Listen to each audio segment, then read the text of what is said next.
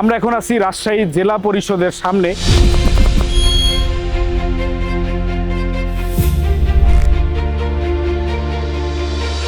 এইখানে এনসেভ এবং exon host আয়োজিত রাজশাহী টেক কমিউনিটির দ্বারা পরিচালিত এআই সামিট 2026 হইতেছে এই আম পাকা গরমের মধ্যে। এইখানে অনেক বড় বড় বক্তারা আছেন যারা এআই নিয়ে কথাবার্তা বলবেন, লোকালি এআই কেমনে রান করতে হয়, তারা কোন কোন এজেন্ট ব্যবহার করতেছেন এবং কি কি আউটপুট পাইতেছেন এবং এই প্রসেসটা কেমনে কি।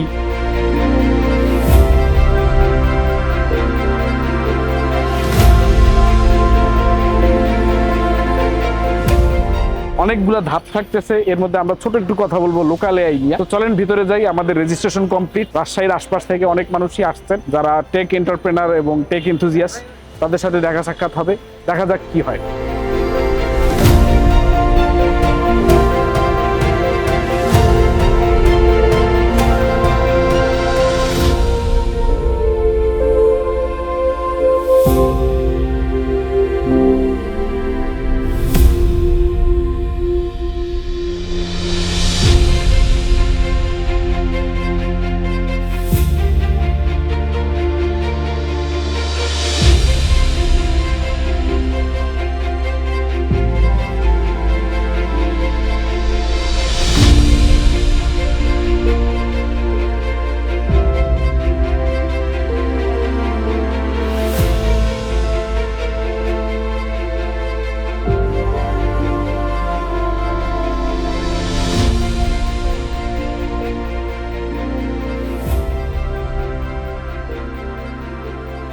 What are you talking about, Hal?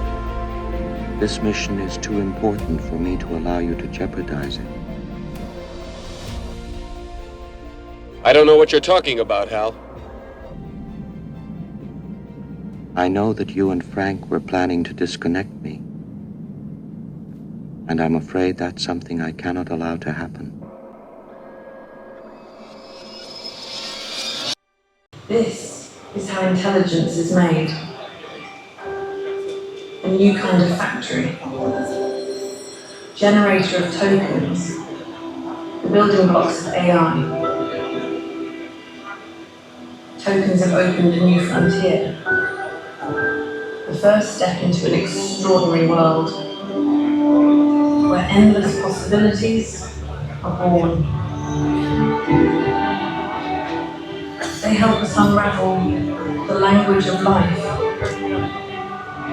when no one has gone before.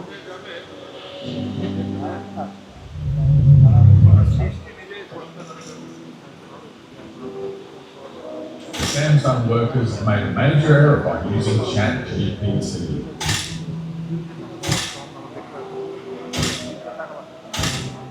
কেমন আছেন সবাই? আসসালামু আলাইকুম। আম পাকা গরম বাইরে, ভেতরে গরম মনে হয় একটু কম, তারপরও সবাই টায়ার্ড। এক ভাই অর্ধেক শুয়ে পড়ছেন চেয়ারের মধ্যে, মোবাইলে উপবিষ্ট। ভালো আছেন আশা করি। তো আমিও আজকে দুপুরে কালাভুনা খাইছিলাম, তো খাওয়ার পর থেকে ঝিমাই দিছি, কিন্তু আমার সেশন আর আসতেছে না। তো অবশেষে আসতে, কিন্তু তাও দেখি সবাই যেতে চায়। যাওয়ার আগে দুই চারটি কথা না বললেই নয়। গুগল মনে হয় টিকবে না, রাইট? কারণ ব্রাউজার এখন আর কেউ সার্চ করতে চায় না, সবাই বিভিন্ন চ্যাটবটকে কোশ্চেন করে এইটা কি ওইটা কি, এবং আনসারও কম বেশি পায়। কিন্তু এখন দেখা যাইতেছে না, গুগলের যেহেতু টাকা পয়সা আছে, বড় কোম্পানি, বিশাল কানেকশন, গুগল কিন্তু জেমিনাই নিয়ে খুব শক্তভাবে ফেরত আসছে। এবং এখন যতগুলো এআই ডেটা সেন্টার হইতেছে তার মধ্যে গুগলের কিন্তু একটা বড় কন্ট্রিবিউশন আছে, প্লাস ইনভেস্টমেন্ট আছে, এবং গুগল তার ওয়েতে আবার ব্যাক করছে। এখন আপনি যদি ব্রাউজারে সার্চ করেন তাইলে কিন্তু শুধুমাত্র আপনার সার্চ রেজাল্ট গুলো আসে না, আনসারও চলে আসে, ঠিক না? এখন এই যে আপনারা প্রম্পট গুলো দিতেছেন, বিভিন্ন কোশ্চেন জিজ্ঞেস করেন, মাঝে মধ্যে জিজ্ঞেস করেন আমার তো মাথা ব্যথা, এই মাথা ব্যথা কি কোনো ধরনের স্ট্রোকের লক্ষণ? আবার মাঝে মধ্যে ধরেন আপনি দুপুরে ভাত খাইছেন, একটু তেল মশলা বেশি খাইছেন, হইছে অ্যাসিডিটি, এখন দেখলেন বুকের বাম পাশে হালকা চিনচিন ব্যথা, কিন্তু আপনার লাস্ট ব্রেকআপ তো বহু আগে হয়ে গেছে, তাহলে এই ব্যথা কিসের ব্যথা? এটা কি হার্ট অ্যাটাকের কোনো লক্ষণ? এই প্রশ্নের উত্তরও কিন্তু চ্যাটজিপিটি আপনাদেরকে দেয় না? দেয়। মাঝে মধ্যে ভয় পাওয়া দেয়, মাঝে মধ্যে আবার আশ্বস্তও করে। কিন্তু কখনো কি খেয়াল করছেন এই চ্যাটবোট গুলা এমন হারামি, কোনো আনসার এক লাইনে দেয় না। এক লাইনে দিতে দেখছেন আনসার কখনো? আপনি কোশ্চেন করছেন এক লাইন, ও উত্তর দিছে এক প্যারাগ্রাফ। ছোটবেলায় এত সময় নিয়ে যদি আপনি প্যারাগ্রাফ পড়তেন, ভাব সম্প্রসারণ পড়তেন, তাইলে আজকে এইখানে বসা লাগে? আজকে তো আপনি গুগলে থাকতেন, মেটায় থাকতেন।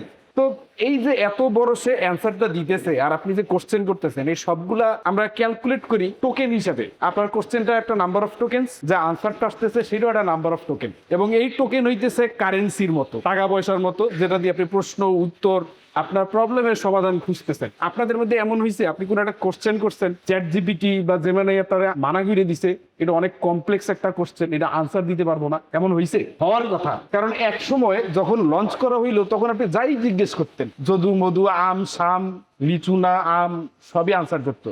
এখন আর আনসার কেন জানি করতে চায় না, কারণ টোকেনের কস্ট ইজ ক্যাচিং আপ। আপনারা জানেন যে বড় বড় জিপিইউ এক্সিলারেটেড ডেটা সেন্টার বানানো হয়েছে ইউএসএ তে, অন্যান্য বিভিন্ন জায়গায় বানানো হইতেছে। তো এইটার তো একটা খরচ আছে, রাইট? একটা প্রোডাক্ট যখন মার্কেটে লঞ্চ করা হয় প্রথম কয়েকদিন আপনার ফ্রি গাইতে দেয়, শুধুমাত্র কিসের জন্য? রাজশাহীর লোকজন দেখি জানে না, কোম্পানির প্রচারণার স্বার্থে কিছুদিন আপনারা ফ্রি গাইতে দেয়। মজা পেয়ে গেছেন না? এইবার তো খরচটা উঠাইতে হবে, এটা তো একটা বিজনেস, রাইট? কোনো কিছু তো ফ্রি অফ কস্ট হওয়ার কথা না। এইখানে আসছেন টিকিট না কেটে আসছেন কে? কেউ না। ওই এক ভাই কেমনে ঢুকলো, ওনাকে সসম্মানে দরজা দেখিয়ে দিল। তো এখন যদি এমন হইতো আপনার বাসার যে কম্পিউটারটা আছে এইটা যদি হইতো আপনার পার্সোনাল এআই বা ইন্টেলিজেন্স, তাইলে কেমন হইতো? ভালোই হওয়ার কথা, কারণ বাসার কম্পিউটারটা তো পড়ে আছে আসি। বাসায় বলছিলাম যে এই কম্পিউটারটা দিয়ে আমি মুক্ত পেশাজীবী হব, কিছুদিন পরে আমি হইলাম মুক্ত পেশাজীবী এনথুজিয়াস্ট। তো আমার এখানে একটা ফ্লাইট থাকার কথা, ওল্ড ওয়ে এআই ইউজ করা, সেটা হইতেছে আপনি ক্লাউড রেন্ট করবেন, ক্লাউডের মাধ্যমে আপনার কোশ্চেন টোশ্চেন যা কিছু আছে সব পাঠাই দিবেন ইউএসএ তে, সেখান থেকে ডেটা প্রসেস করবে এনভিডিআর বড় বড় গ্রাফিক্স কার্ড, তারপর আপনার আনসারটা দিয়ে দিবে। এখন এই কোশ্চেনটা হইতে পারে 2+2 কত, তাই এটা আপনার পাশে কেউ জিজ্ঞেস করলে হবে, ইভেন আপনার ব্রেন্ডে জিজ্ঞেস করলেও আনসারটা দিয়ে দেওয়ার কথা। কারণ আমাদের তো সিভিক সেন্স একটু কম, আমরা প্রশ্ন একটু বেশিই করি, সমাধান নিজে থেকে করার চেষ্টা একটু কমই করি, এটা আমাদের জিনগত একটা ব্যাপার। এখন এই প্রবলেমগুলো সলভ করার জন্য আপনার লোকাল কম্পিউটারটারে যদি আপনি কাজে লাগাই দিতে পারতেন, সবচেয়ে কস্ট এফেক্টিভ প্রবাবলি ওইটাই হইতো। ছোট ছোট ঝামেলা, ছোট ছোট কোশ্চেন, আপনার প্রোডাক্ট নিয়ে 5-10টা সামান্য কোশ্চেন আনসার, এইটা করার জন্য আপনার নিজের বসারও দরকার নাই, টাকা দিয়ে একটা লোক রাখারও তেমন কোনো পয়েন্ট নাই। সমস্যা হইতেছে আমরা চ্যাট জিপিটিটা ওপেন কইরা কোশ্চেন করতে যত সহজ মনে করি, আমরা এই কোশ্চেনটা করতে একটু কষ্ট বোধ করি যে কেমনে আমার লোকাল সিস্টেমটারে আমরা ইন্টেলিজেন্ট মেশিনে পরিণত করতে পারি। এখন এই জিনিসটা করতে যে খুব টাকা পয়সা লাগে এমনও না, যদি সিম্পলি আমরা হিসাব করার চেষ্টা করি যে কেমন একটা মেশিনে আমাদের খরচ হইতে পারে, বা আমাদের যে মেশিনটা আছে এইটা কম্পেয়ার যদি আমরা করি তাহলে কোন ক্যাটাগরিতে পড়বে। যদি আমরা একটা স্ট্যান্ডার্ড মেশিনের হিসাব দেখাই, যেটা ধরেন একটা বড় সড়ো কোম্পানির মেজর ডাটাগুলো প্রসেস করতে পারে এবং মেজর ওয়ার্কফ্লো গুলো তারাই কমপ্লিট করতে পারবে ইন্টারনালি, এরকম একটা মেশিন যদি দেখেন, আপনার RAM 128GB DDR5 should be good enough, Zen 5 NVMe SSD এর কারণে আপনার মডেলগুলো লোড হবে খুবই কুইকলি। থার্মালসের জন্য আপনার কুলিং একটু বেটার হইতে হবে, সেটা লিকুইড হইতে পারে, এয়ার কুলড হইতে পারে, জাস্ট কেসটার মধ্যে এয়ার ফ্লো একটু বেটার হইতে হবে। Zen 5 PCLN এর যদি মাদারবোর্ড আমরা ব্যবহার করি তাহলে জিপিইউটা তার প্রপারলি ফুল পোটেনশিয়ালে কাজ করতে পারবে। যখন আপনি আরো বড় মডেল নিয়ে কাজ করবেন, আপনার ডাটার অ্যাকুরেসি আরো বাড়বে, তখন ডেফিনেটলি আপনি চাইবেন যে আপনার ভিরাম এর সাইজ যত বড় হবে তত বেটার। হিসাব যদি করা হয় 0.7GB ভিরাম হচ্ছে 1 বিলিয়ন প্যারামিটারের জন্য ideal, not the best, not the worst, চলে যায় আর কি।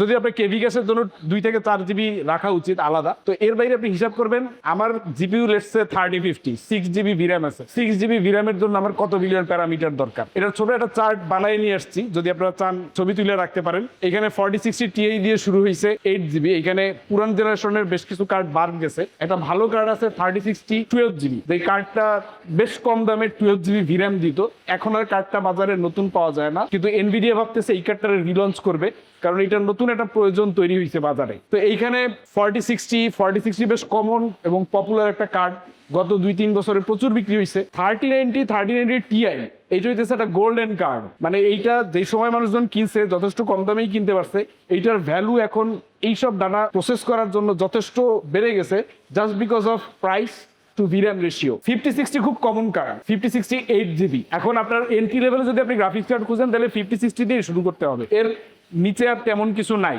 5000 সিরিজে।